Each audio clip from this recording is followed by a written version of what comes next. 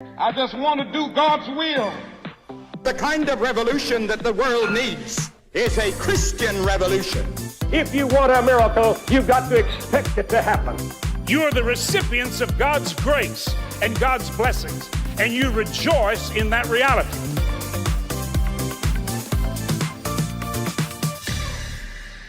Welcome to Life Today Live. Randy Robinson here. On February 24th of 2022, Russia invaded Ukraine. Not for the first time, but certainly the most aggressive in recent U.S. history. Most thought it would be a quick thing, that they would roll in, take over what they wanted and do what they wanted. But now, here we are over 2 years later, and the fighting continues. And the fighting isn't just in Ukraine. The fighting is here amongst lawmakers, amongst commentators, and it's one of those issues that really has split conservatives, in the Republican Party, and there's some splitting on the Democrat side as well. And I've watched this with interest because Life Outreach International does have life centers in Ukraine. We've been working there a long time. Fortunately, they're on the western portion of the country, so they've been impacted, but they haven't been in the middle of the war. But it's one of those deals that, you hear a lot of things, especially if you read like Twitter and stuff, you hear weird things. What's true? What's not true? What should we think? Well, I have someone who has been in the thick of it since it started, really. Stephen Moore is a former congressional staffer, very influential in Congress, and now heads the Ukraine Freedom Project. Spends a lot of time. He's in D.C. right now. Spends a lot of time over in the Ukraine, and he will. He's just going to give you some insight that you're not going to hear anywhere else. So appreciate you guys watching today. I think you'll find this interesting. Stephen, welcome to Life Today Live. Great to have you here today. Hey, thanks for having me. Great to be here. First question is, how in the world did you even get involved in this? What made you decide you were going to support Ukraine and be there a lot? Yeah, good question. Some days I wonder that myself. What made me decide to do this? But I lived in Ukraine 2018, 2019, made a lot of Ukrainian friends. Coincidentally, I got a job with an artificial intelligence company in the United States that had like 500 Ukrainian employees. Wow. So I had all these Ukrainian friends and great people. Here is what I love about Ukraine. Ukraine is everything I love about America. These people are fighting for their freedom. They are actually very pro-America, and they're a Christian country. Something like 80% of Ukrainians identify as being Christian. Most of them are Orthodox, but there's a lot of Protestants there too. And they're just a good bunch of folks. And so I left my job at the artificial intelligence company in January 31st, 2022. And I'm sitting, I'm actually visiting my mom in Tulsa, Oklahoma, a place where you and I share some connections. Yeah. And I'm sitting on my mom's couch, and my friends from Ukraine start calling me and saying things like, "They're bombing Kyiv. I don't know what to do." And I've been to 5 war zones, and I was a civilian in Iraq at the beginning of that war in 2003, and so I knew what to do. So day 5 of the war, I landed in Bucharest and went to a place called Chernivtsi, which is about 45 minutes over the Ukrainian border, and just tried to help. Okay, well, define that. You have the Ukraine Freedom Project. What does help look like in your world? We've done some help too, but not the same as you. Yeah, so like you and like everyone else in the world, I thought that the Russians were just going to roll through Ukraine in 3 weeks. And so I thought there was going to be a refugee crisis. And I have a lot of friends that were trying to figure out what to do, and so I was trying to help them get out. And so then, but after about 3 weeks, all my friends who wanted to be safe were safe. And so I'm thinking, like, what do I do now? Like, declare victory and go home? And then I started realizing that some of the big international organizations you might expect to be effective were not. So I got a call from a a friend of a friend in Kyiv who was helping this little emergency clinic. He's like, hey, look, we fix broken arms. We help people with their flu. We're not set up to take war wounded from Bucha. And he's like, can you help us with medical supplies? And so and I said, what about the Red Cross? And he said, who? And so I bought $6,000 worth of medical supplies, put them in a truck, and got them up to Kyiv. And sure enough, when I got there, there's nothing from the UN, nothing from the Red Cross, although the Red Cross, the International Committee of the Red Cross, was raising a lot of money on being in Ukraine. They just weren't where they were needed. And so I started bringing medicine to the front. I started bringing food to places like Kharkiv that were cut off. And Kharkiv's having a lot of problems now. I got a lot of body armor on people. We got about $2 or $3 million worth of stuff to the front, and then I started recognizing that folks in America are not getting the best information about what's going on in Ukraine. Yeah, and I want to ask you about a lot of that because you've got a lot of well-known conservative / libertarian types very opposed to the war, and let's deal with some of the things that many of us have heard. Ukraine, corruption. Zelensky's corrupt. There's basically Nazis fighting, on behalf of Ukraine. What's true? Yeah. Listen, the Ukrainians historically have been a corrupt country, and I will tell you this, that it's the Russian influences that are the most corrupt, because the story of Ukraine is the Ukrainian people trying to separate themselves from the Russians for, I don't know, at least 100 years, and probably more. And so the Russians, though, keep coming back and keep doing horrible things to Ukraine. And so the Russians pilfer Ukraine, and that's a lot of the corrupt influences. So the Ukrainians, now that they've gotten rid of the Russian influences in their government, they're trying to get rid of the Russians within their borders, and they're doing a lot of really good work on the corruption issue. Now, Nazis, Zelensky's Jewish. All right. Zelensky got 70% of the vote in the last election. And, so the Nazi thing is just a Russian narrative that's not true. And it's designed, to pull people away from Ukraine. Sure. Yeah. What about Biden's connection? Can you comment on that? Do you know much about that? Because I look at that and I go, well, there's a lot of money going to Ukraine. Is it getting to Ukraine, or is this kicked back to U.S. interests? Yeah, and I don't, I can't say, oh no, that's not happening. Because, but I can tell you this, is that, one, Biden is not doing a good job in prosecuting this war. It took from January of last year. In January of last year, he promised tanks, 31 tanks. Took 10 months to get them to Ukraine. Jeez. And I worked a lot on helping members of Congress understand what's going on in Ukraine. Had a lot of conversations like this one, so that when the bill passed, they could make good decisions. And the bill passed, I don't know, 3 weeks, close to a month ago. My friends at the front tell me that the supplies have still not made it to the front. So why didn't the Biden administration have trucks full of ammo and full of weapons, ready to go the minute the president signed the bill, and so I can tell you unequivocally that the Biden administration needs more oversight, and Congress is going to give them that. Now, in terms of kickbacks, that sort of thing, here's what I can tell you is that I've done a deep dive into who's monitoring the flow of money. Both KPMG and Deloitte, two of the biggest accounting firms in the world, are monitoring the flow of the money. Really? It goes through this is true. Yeah. In fact, I know one of the major people at working on this project in Ukraine, and I had him walk me through it. And it's very well monitored in terms of, and also if you look at the money appropriated for oversight, there is far more money appropriated for oversight over Ukraine spending than there was over Afghanistan spending. So it's hard to prove a negative. Right. But I can tell you, that there's a lot of monitoring, a lot of oversight in this.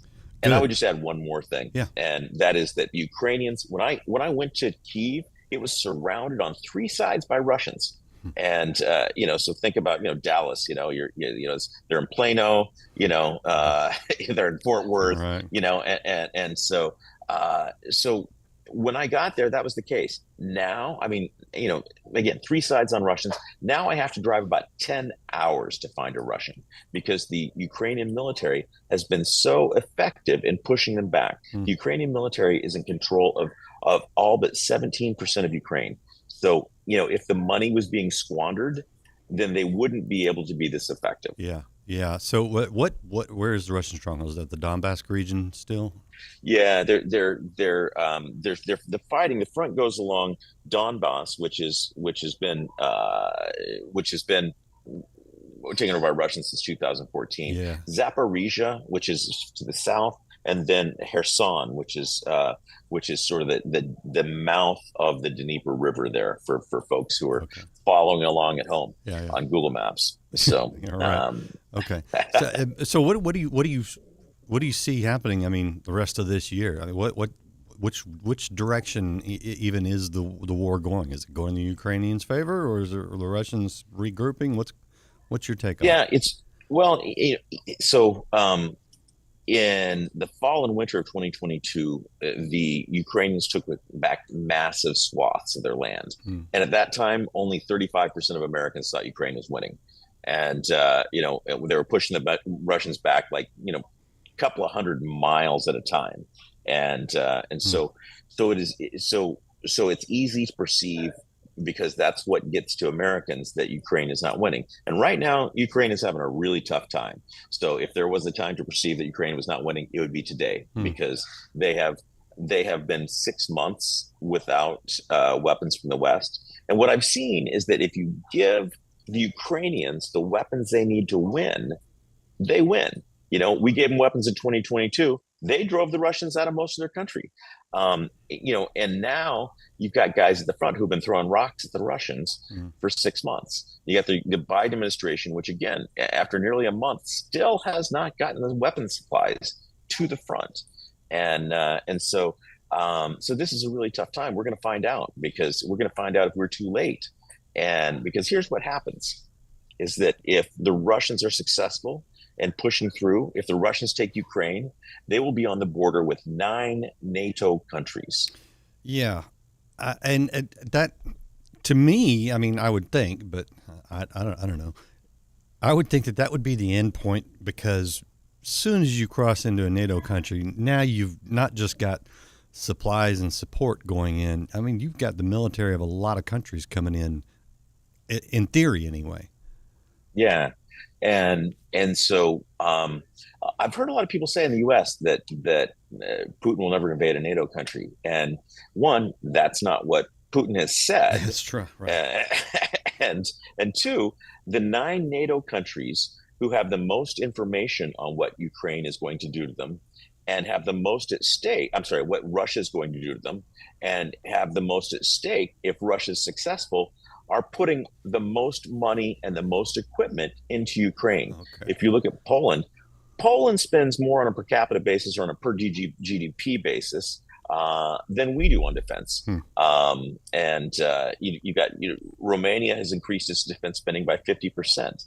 Latvia and Lithuania and Estonia, those folks are the people in those countries are actually crowdsourcing Turkish drones to send to Ukraine. Jeez. So people, in addition to what the military is doing, they're getting out of their own pockets and they're sending stuff to Ukraine. So, and didn't Finland join NATO?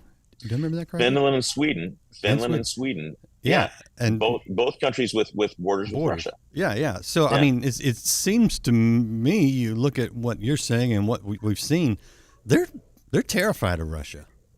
Absolutely.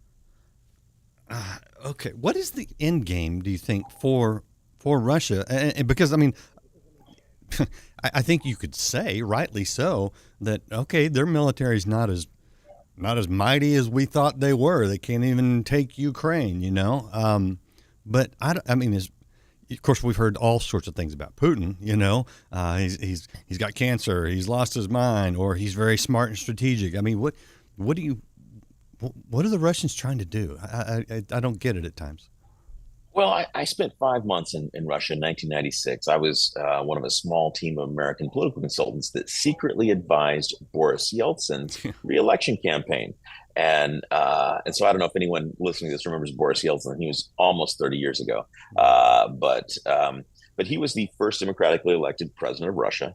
And it was a choice at the time between him and the communists. So what I learned then was the Russians kind of have this unearned arrogance, and it is like, we are meant to rule. And so that's the general mindset of the Russian elite. And it was funny, and I say it's unearned because there was days that, like, I would pick up the phone and try to dial a number that started with 2 and it wouldn't work.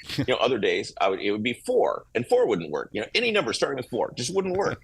And so Russia is a vast deposit of oil that funds an army. A quarter of Russia right now does not have indoor plumbing. So so it's not a great place. And and here's some of what your listeners may be being deceived by. There's this idea that Vladimir Putin is the great Christian standard bearer, or he's trying to defend Christianity. Have you heard this? Yeah, and I don't buy that one. I mean, come on. Right. Yeah, and so here's for people that have heard that, Vladimir Putin has outlined a very classic pro-choice stance on abortion. He actually opposed a bill on abortion last December on the lines that, we need to respect the liberties of the women. And so, it's a classic pro-choice line. And his troops are doing the worst things in the world in Ukraine. Yeah. Rape is a weapon of war. Yeah. As you may have seen, we've got a website, RussiaTorturesChristians.org. And RussiaTorturesChristians.org. And we've got testimony from pastors, evangelical pastors, who have survived torture at the hands of the Russians. Yeah. And so the Russians are shutting down every church in occupied Ukraine that is not affiliated with the Russian Orthodox Church. So okay, so I have also heard reports that it was Zelensky that was shutting down Christian churches. Is there any truth to that? And as with all propaganda, there's a kernel of truth, and let me tell you about that. Okay. So the Russian Orthodox Church is a working arm of the Kremlin. Patriarch Kirill has said, if you die fighting in Ukraine, all your sins will be washed away. Now he stopped short of offering 72 virgins, but it's the same concept, right? And so there's the church called the Ukrainian Orthodox Church is a branch of the Russian Orthodox Church in Ukraine. And so, and at one time in the 90s, this church had 70% of Ukrainians attending it. Now, if you look at polling, as I frequently do, it's less than 4%. And the reason is because it's so pro-Russia that all the Ukrainians are leaving it. Interesting. And so, there's about 100 priests. They have 11,000 priests. About 100 priests are on trial for things like helping the Russian military target artillery, for things like reporting on Ukrainian troop movements, for things like preaching, against the Ukrainian government, preaching surrender to the Russians. Yeah. And so, this is, and so this is an organ by which the Russians can project harm into Ukraine. And so, so the Ukrainians, it's a national security issue. They are arresting the priests that are committing the crimes. They're shutting down some of the churches that are the source of these terrible crimes. Yeah, I mean, classic European warfare tactic: control the church to control the population, and it no longer becomes the church; it becomes a weapon of war. Yeah, okay, I can see that. Let's shift to the U.S. You're in D.C. now. You've helped. You're not actually registered as a lobbyist, is that correct? I am not lobbying. We have a 501c3, the Ukraine Freedom Project, and we're a 501c3. And what we do is we do two things: humanitarian stuff, and we also educate policymakers in Washington, D.C. and around the country and around the world on what's really happening. So we can educate, but I am not advocating for any particular bill or legislation. That would be a lobbyist. Yeah. So does that make sense? Yes, it does. Yeah. And just for clarity, and I appreciate that. But you know how divided even Republicans are, and conservatives in the media, and I think the general population, doesn't like Russia, but doesn't like the sort of endless war kind of thing.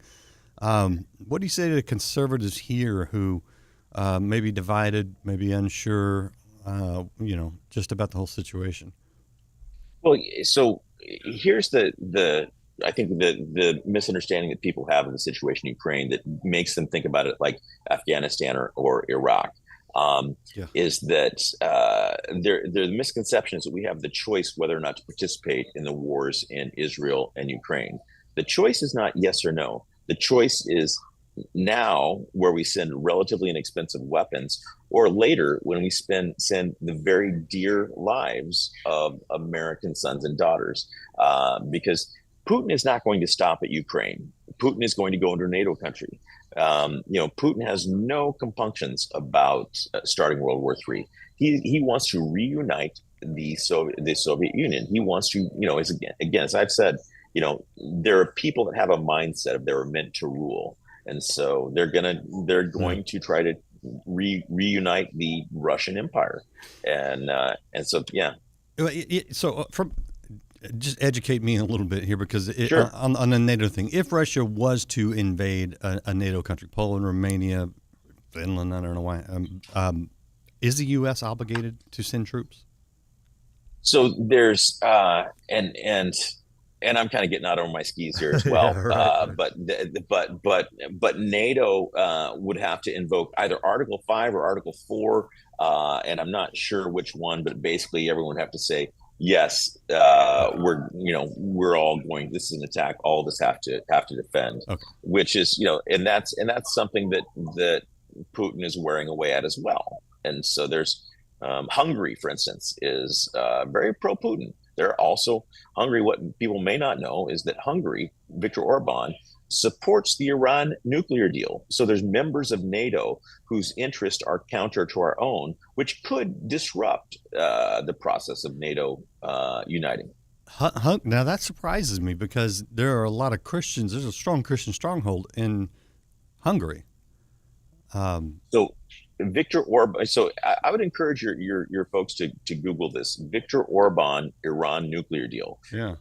So Orban has sent nuclear scientists to Iran, and even after October 7th, even after the horrific, tragic events in Israel of October 7th, Hungary signed a trade agreement with Iran. So the rest of the world is trying to isolate Iran. Hungary is trying to boost its economy, and with a trade deal. So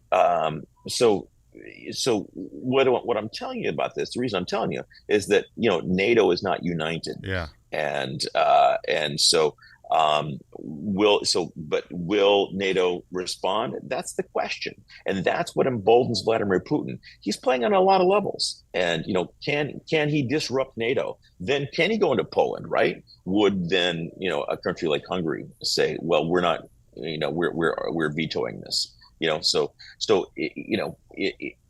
the question. This is the question we have. Good Lord. I mean, to think of going back to Soviet Union days, and a lot of our audience will be too young to remember those days, but that is not a place you want to go, especially with the proliferation of nuclear weapons. That could be very, very dangerous. Go ahead. Well, and I want to touch on that real quick, because I live in Kyiv. I have an apartment in Kyiv. I'm there most of the time when I'm not in DC or America raising money or educating folks on what's going on, what I'm seeing there. And so I'm at the top of the nuclear target list if Putin decides to use nukes, right? And here's what I've done. So I've done a lot of research on it, because I will move if I think I'm going to get nuked, right? Right. But China has been very clear to Putin publicly on a number of occasions that he should not use nuclear weapons. China does not want to see nuclear weapons, and Russia is a client state of China. Yeah. So Russia, Iran, North Korea, and China are all working together to cause chaos in the world.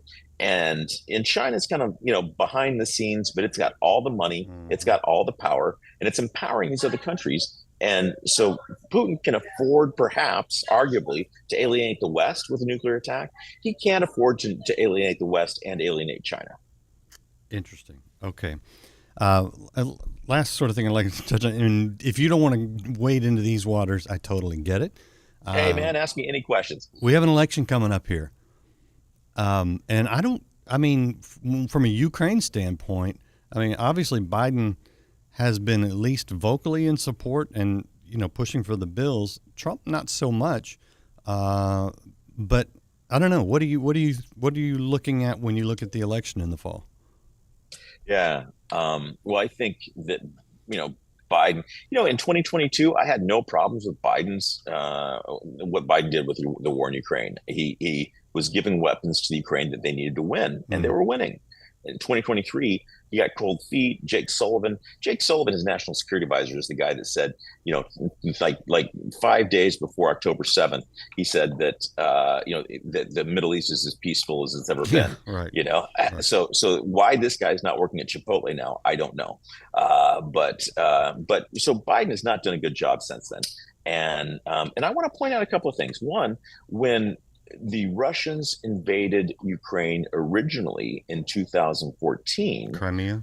Crimea, Donbass. Yeah. The President Poroshenko of Ukraine went to Congress and gave a speech to Congress and said, "I need weapons." And the Obama administration sent blankets. Yeah. And this is a meme in Ukraine. Ukrainians will tell you this all the time. Now, in contrast, President Trump in 2017 sent Javelin anti-tank missiles and sent a lot of weapons to Ukraine that enabled them to, hold off the Russians until that first shipment of weapons in 2022 arrived. And I would also point out that Trump did not rally behind the bill, but didn't say anything against it. In fact, he said, "Let's make it alone." And Congress made it alone. So if Trump's leading in a lot of polls right now, and Biden is still the nominee on the Democrat side, we don't know what will happen. But if Trump were to get back in office, what do you think he'd do? I can't see him stringing this out. I almost see him going one way or the other, pulling out or going in full force. Man. If I could get inside Donald Trump's head, I'd be making a lot more money than I am now. Right. But again, what I'll tell you is that that the actions that he took as president were critical in keeping Ukraine from falling to the Russians when they invaded, and I think that. You look at Mike Johnson. Mike Johnson was a very courageous man. He made a very courageous decision that I'm going to put my job on the line as the third most powerful man in the United States to get Ukraine aid passed because it's important to stability in the world. And so he had voted before that. He had voted 9 times against Ukraine aid, and he got there. He saw the classified briefings. He got the feedback from the generals and the people that knew, and he made that important decision. So that's, I can see that happening to Trump. And I know, I'm just watching this from a distance, but some of the comments and efforts by, Matt Gaetz, Marjorie Taylor Greene, and some people like that in Congress, and then Mike Johnson. And I get the sense, again, from a distance. So, I don't fully know. I just get the sense that Mike Johnson's got a lot more sense than some of these other Republicans in Congress. Is that fair? Yes. Okay. All right.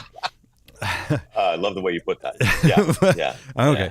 I'm going to give you the last word, but I want to show people your website real quick. This is ukrainefreedomproject.org, and you can help, give them some supplies. I don't know if you differentiate humanitarian aid versus military weapons, but at least you guys We do. We don't deliver weapons. We'll deliver non-lethal stuff like body armor and Starlinks and that sort of stuff. Because everybody in Ukraine who is now fighting at the front had another job on February 23rd, 2022. We work with software engineers, lawyers, auto body repairmen. Yoga teachers. We work with yoga teachers at the front, man. And so we want to help those people survive. But we've done a really good job of getting stuff donated. We just need the money to ship stuff. Look, we're doing really good work and having conversations with people like you and helping people understand what I'm seeing firsthand in Ukraine. So that's what we're trying to do. Yeah, well, and I appreciate the education. I mean, it's something that you watch the news, you read the articles, you hear the comments, and it's nothing like getting a report from someone who is there, who knows the people, who knows the players, and knows the situation. And I trust you a lot more than I trust most commentators on television. So thanks for that. I appreciate that. I appreciate the time. Is there anything I missed? Anything you want to add? Anything we need to know before I let you go? I will just say this. Marjorie Taylor Greene is talking about Zelensky persecuting Christians. You hear that? Yeah. I don't know what her motivation is. I don't know what Tucker Carlson's motivation is, but I have it documented that there is Russian money behind that message on Capitol Hill. There's a team of lobbyists who are saying that same thing that are funded by a Ukrainian oligarch. And if people go to by a Russian oligarch, and a guy named Vadim Novensky. And so if people go to my Substack, I have a substack.com, Stephen Moore, StevenMoore, they can check it out themselves. All right. Well, there's his name right there. You can, if you're a Substack person, you know what to do. You can find him there. And some of my audience is like, what is Substack? They don't know. But that's because, never mind. Thank you though. Seriously, I appreciate the clarity. And I at the end of the day, I think we got to fight the good fight in the sense of we know Putin's not good. We know his motivations are not good. He's hurting people, and he's in a position to hurt more people. So I despite some of the people on our side of the aisle that are a little war weary or whatever, I think we need to stand with Ukraine.